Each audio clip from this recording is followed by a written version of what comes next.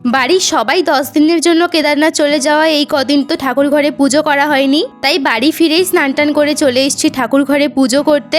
সবার জন্যই তো ওখান থেকে কিছু না কিছু এনেছি, আর আমাদের বাড়ির লোকনাথ ঠাকুরের জন্য রুদ্রাক্ষের মালা আর একটা শীতের চাদর এনেছি। পুজো করার সময়ই মালাটা পরিয়ে দিয়েছি, শীত একটুখানি পরলে চাদরটা দেবো। বিরিয়ানি দিয়ে ডিনার কমপ্লিট করে রুমে এসে রুমটা ক্লিন করে নিলাম। এতদিন বাড়ি না থাকার কারণে রুমটা কেমন বন্ধ বন্ধ লাগছিল, তাই একটু রুম ফ্রেশনার দিয়ে নিলাম। আর ওই যে একটা ভিডিওতে বলেছিলাম যতক্ষণ বাইরে থাকবে ততক্ষণ শান্তি, বাড়ি এসেই সেই ব্যস্ততার জীবন শুরু। আজ সকালে ছিল আমার টিউশন থেকে বাড়ি ফেরার পথে ট্রেনে খেয়েছিলাম মশলা মুড়ি। আর আজকে তো ভাইয়ের জন্মদিনও ছিল, একদম ছোট্ট করেই জন্মদিন ধরা হয়েছিল। ও যেহেতু মামা বাড়িতে থাকে, বিকেলে আমি বাবা মা সবাই মামা বাড়িতে গেছিলাম, ওখানেই ও জন্মদিন ধরা হয়েছিল। আর এই যে মিমিকে দেখছো, সবই জানে, প্রদীপের আগুন থেকে সবাইকে আশীর্বাদ করছিল।